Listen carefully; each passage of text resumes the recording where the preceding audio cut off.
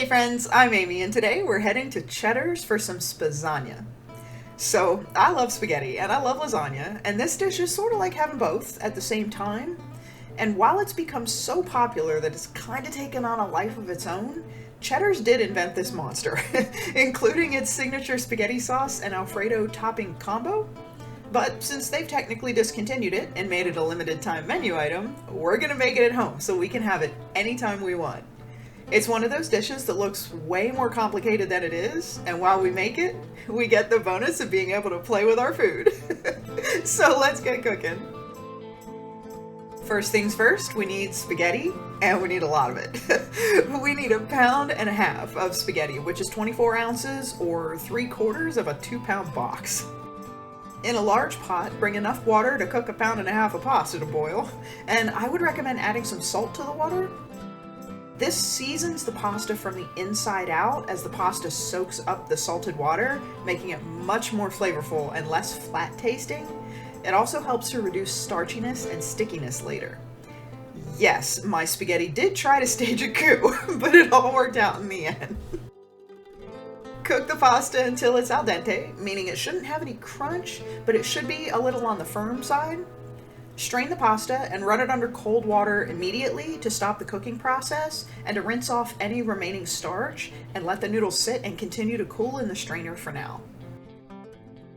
At this point, preheat the oven to 350 degrees and spray a 9x13 baking dish with some oil to keep our spasagna from sticking.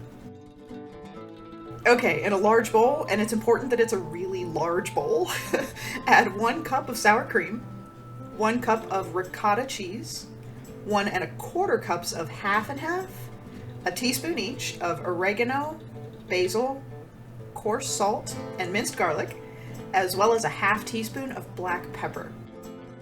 Add 1/4 cup of either Parmesan or Romano cheese and stir this together until everything is fully combined and you don't have any big lumps of ricotta or sour cream in it anymore.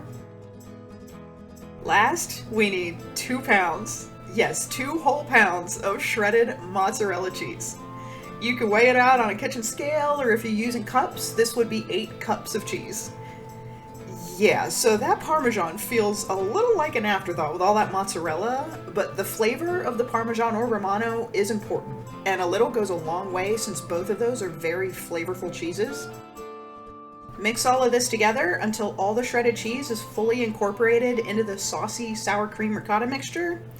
At this point, it should look similar to the ricotta mix for lasagna. Now to play with our food. Grab the spaghetti, which should be plenty cool by now, and add all of it to the cheese mixture, and then stir this around until the spaghetti and the filling are fully incorporated. I started trying to do this with a spoon, but that was not working. It was so much easier and more effective to pop on a kitchen glove and use my hand to work the spaghetti and the cheese filling together. It's pretty thick with the pasta, and you need to separate any pasta trying to clump together so the filling's fully mixed in, because we don't want to end up with dry pasta spots in our spasagna. While I'm doing this though, I did want to mention something really quick. That single teaspoon of salt in this gigantic bowl, it may not seem like it's enough, but don't give in to temptation to add more. The sodium in the cheeses and that single teaspoon are all that this needs. Any more and the dish will be too salty. Okay, back to playing with the food. Add the spaghetti and the filling mixture to the 9x13 pan we prepared and work it around so there's no big air pockets anywhere. It's also good to press the pasta a little. Not hard, just make like a casserole type situation. Then sprinkle another 1/4 cup of grated Parmesan or Romano cheese on the top of the spaghetti. Last, spray some foil and cover the spaghetti with the oiled side facing down to prevent the cheese from sticking to the top. Pop this in the oven and bake it at 350 degrees for 30 minutes.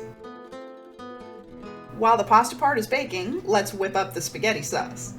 Heat a large skillet over medium-high heat, and when it's done, add in 1 pound of ground beef. Brown the beef and break it apart so we don't have huge chunks of ground beef in the sauce. When the beef is cooked through, drain the meat to get rid of any excess grease, and then return the meat back to the skillet. Now comes the more controversial part. Pour in a 24-ounce bottle of spaghetti sauce, which can be your favorite brand, or if you're going for accuracy, Bertolli's Marinara is the closest store-bought sauce flavor-wise to Cheddar's proprietary sauce. I'm using a Prego 4 cheese I had in my pantry because my husband just loves that sauce. So pour in a jar, stir the sauce and ground beef together, and simmer the sauce with the meat for about 10 minutes. You can see it's reducing nicely, so our sauce is a little more thick and hearty. After the 10 minutes, pull the sauce off the heat to wait for the spaghetti. 30 minutes is up and our spaghetti is done. Remove the foil. Yay, no sticking. And you can see here, it doesn't really look much different than it did going in the oven. There's a big difference on the inside though, and we need to let this rest for about 5 minutes so the filling fully sets. While that sets, heat up some of your favorite Alfredo sauce. For an authentic experience, the closest store-bought sauce would be Giovanni's Rana Alfredo sauce, or you can make your own homemade sauce. I have made from scratch Alfredo sauce here on the channel before, so I'll link that video in the description if you're interested in making that from scratch. After 5 minutes, cut the pasta into 8 pieces, and yes, those are some ginormous pieces. But Cheddar's serving size is huge, so these are actually right about right. Spoon some meat sauce over the spaghetti, as much or as little as you want, since we can make our own sizes at home. And then some Alfredo sauce over the spaghetti sauce. Top it all off with a little bit of fresh basil or some parsley if you want to garnish this more mild. And our Spasagna is ready. Oh yeah, this is exactly what I was craving. And even though I use different sauces, it's still just like being at Cheddar's, but now I have my favorite sauces on it. The baked spaghetti base is creamy, but the filling firmed up exactly how it should, so it holds together just like a slice of lasagna. It's cheesy and creamy, and the oregano and basil come through beautifully. The spaghetti that was on the firm side going in is now perfect. Nice and soft, but not too soft, and not mushy at all. And the best part? Even with filming myself making this, it took less than an hour to put this together, which is always a win. Okay, now for the money. Cheddar's charges $11.49 for this, which is actually pretty good for such a huge portion size. Except, I spent $28.88 on the ingredients for this, so we have 8 portions for the price of about 2.5 at the restaurant. So even though Cheddar's prices are actually really good for a restaurant, we still got so much more than double the food for half the cost that I really can't justify going out to eat anymore. I mean, the more of these copycats we make, the less I want to spend 3 or even 4 times more for so much less. And I'm finding that the food we make at home is so much more fresh and delicious that even if it tastes like what I would get at a restaurant, diner, and especially at a fast food joint, it's still just so much better. Thank you so much for watching my video. Please like and subscribe for more copycat recipes from all your favorite places. Leave me a comment below if you want me to add your favorite restaurant to the list, or your favorite dish at a restaurant we've already gone to, because we will be circling back around for more of their menus as we go. Stay tuned on Sundays for cozy, comforting home-cooked meals and treats where we cook a little bit of everything, but it's all delicious and so much fun.